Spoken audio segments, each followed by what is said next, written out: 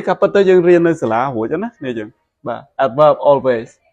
alwaysนึก always คือจองเยอะถ้าตีตั้งบอก adverb คือกูจอง focus ตัวเลย adverb หลังวิ่งผัวในเรื่องโดยจะจับอารมณ์ได้ก็หลายนึงคนตายขอท่าอัดต้นชั่วจะเลยกูส้มใหญ่ประทานเตี้ยเปรียบไว้เดี๋ยวจะบานเรียนก็ลองหมอโอเคจังใบยืนใหญ่ปี adverb แบบตีตั้งระบบ adverb บ่มน้องระบบลมหัดนั่นคือใหญ่ปีตีตั้ง adverb คือกู data stand before main verb after verb to be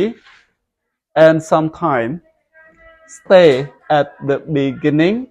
of each sentence. Okay. The ball line đầm bây giờ chơi tỏ kia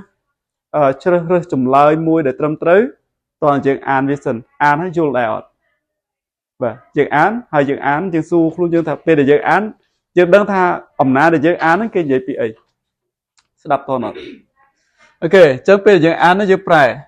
trong giờ tha adverb tay là tay cái stand before main verb cái phải tha việc show này rồi có việc tăng nơi nè tăng nơi bị một main verb before nó phải bên thằng hàng đám và before hàng đám bị một main verb after verb to be mình đây thằng nơi bị khối verb to be rồi có bận top bị verb to be and sometimes hay pay class mà pay class stay at the beginning of each sentence sorry each sentence cho mình đây thằng pay class viên nơi hàng đám bị dục này còn tại vì ọt sơi chở này vì miền class vì miền tu tới tao nó và chẳng tìm muối adverb trở nơi bị một main verb tí pí adverb trở nơi bận tọp bị to be và tí bấy p class cứ việc nơi này khẳng đám này pro ví dụ chẳng xua tha clear a này bà chấm lại a này việc support cho muối nâng à mê riêng bảo dương đây dễ bị adverb đại được tí pí vì cũng đã tập pi chấm lại đấy vô dân số chơi rơ đó là mùi nào không mùi nào trời b stand after main verb before verb to be and sometimes stay at the end of the sentence ok chẳng dân preposition mỗi thà ti tăng bỏ viên nữ ok nữ after nó preposition thằng bằng top be to be nên là dân say to be ấy nơi be to be to be mà khỏi hay to một tiết cái đặt thà before verb to be hay adverb viên nơi khẳng mục verb to be hay p class viên nơi khẳng trongประโยคchẳng là của số tha mà như thầy cái của đã thà stay at the end of the sentence nên là viên nơi khẳng khơi nàyประโยคnên làประโยคchọn ở trong khối dân đã adverb cho tới chẳng số tha chấm lại từng pi này môi na đây chỉ chấm lại từng từ đại vì support cho môiនឹងអត្តន័យរបស់ adverb បាទទីតាំងរបស់ adverb stand before main verb ជាទូទៅរាល់ adverb ទាំងអស់បើយើងនិយាយជាមួយ main verb វានៅខាងដើមដូចយើងចំណាំនិយាយអីគេ I usually go ឧទាហរណ៍ I usually go I usually go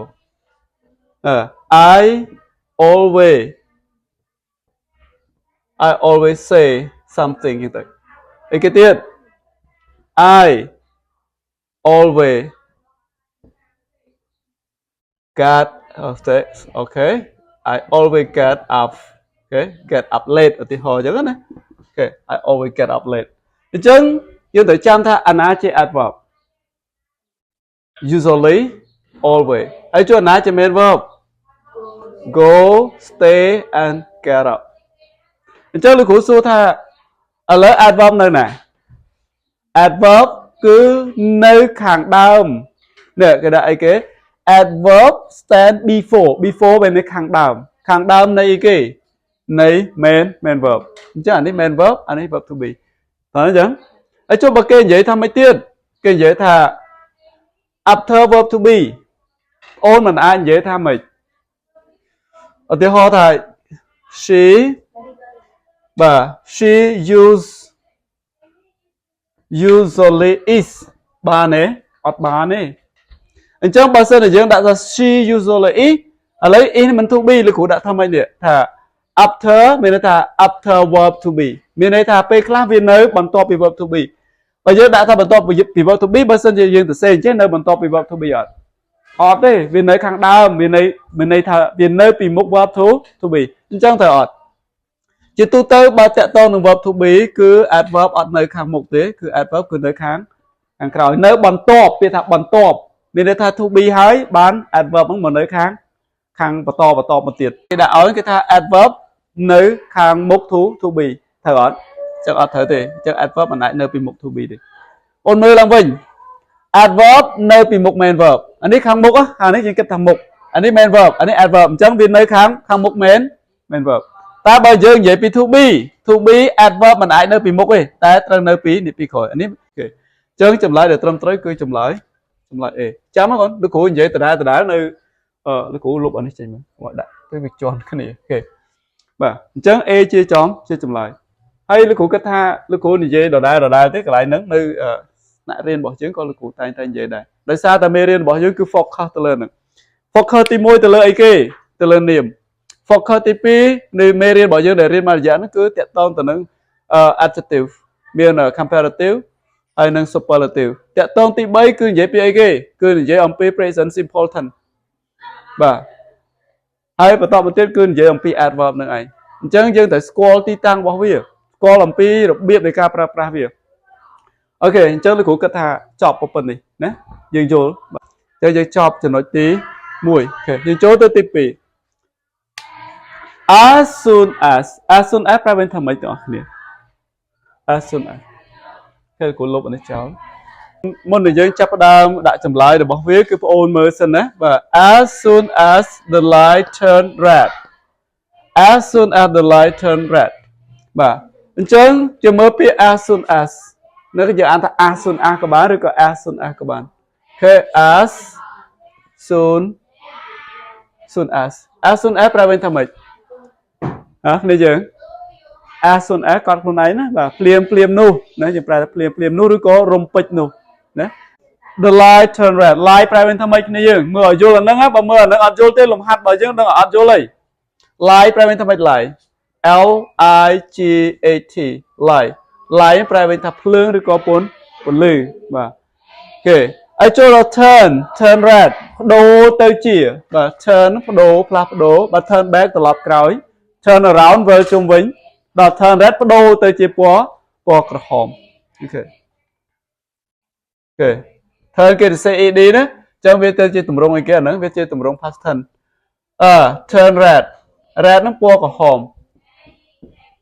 បាទអញ្ចឹងភ្លាមនោះភ្លើងបដូរទៅជាពណ៌ក្រហមភ្លើងនេះភ្លើងអីគេនេះតកតងនឹងការបើកបរក៏ឃើញឡានយើងនៅនិយាយពីការបើកបរមិនអញ្ចឹងគ្នាយើងបាទអញ្ចឹងមានន័យថា the light turn red ហ្នឹងគឺជាភ្លើងសញ្ញាចរាចរណ៍វាបដូរពណ៌ទៅជាពណ៌ក្រហមវិញបាទអញ្ចឹងគេថាភ្លាមនោះភ្លើងសញ្ញាចរាចរណ៍បានបដូរទៅជាពណ៌ក្រហមអញ្ចឹងនាងយ៉ាងម៉េចជាមួយនឹងឡានរបស់នាងឥឡូវយើងនិយាយពីច្បាប់ចរាចរណ៍ទូទៅយើងគិតខ្លួនយើងថានៅពេលដែលយើងបើកទៅដល់សញ្ញាចរាចរណ៍ដែលមានភ្លើងពណ៌ក្រហមតើយើងគួរបន្តទៀតទេមើលទៅអត់ទេមែនអត់អញ្ចឹងយើងមើលចម្លើយរបស់យើងគេប្រើពាក្យថា did stop បានទេបាទ stop ed stop មាន s was stopping មួយណាជាចម្លើយ she did stop ឥឡូវយើងមើលនៅក្នុង clear នេះលោកគ្រូសួរថា clear នេះជា clear បច្ចុប្បន្នកាលឬក៏ជា clear អតីតកាលបងបច្ចុប្បន្នកាលមិនក៏ turn នេះគឺមាន ed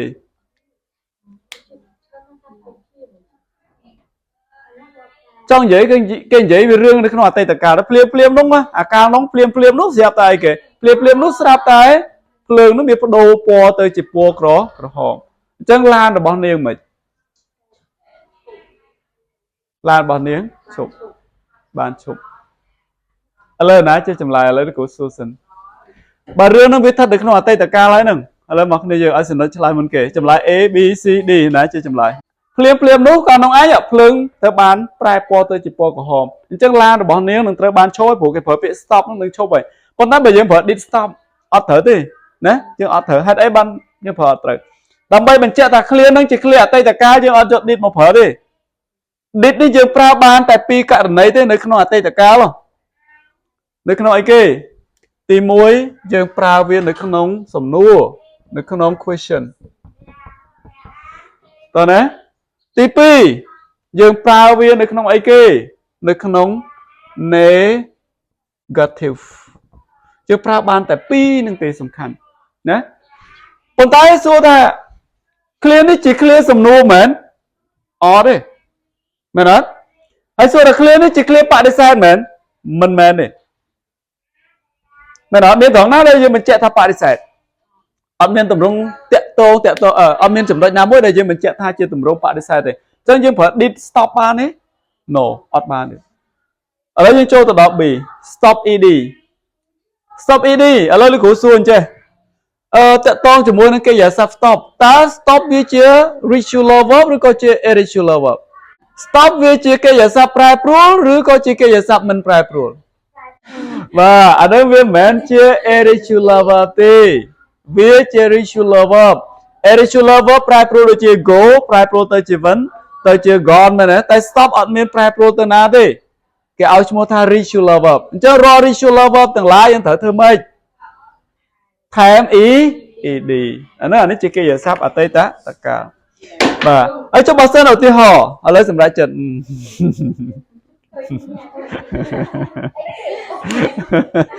ចុះ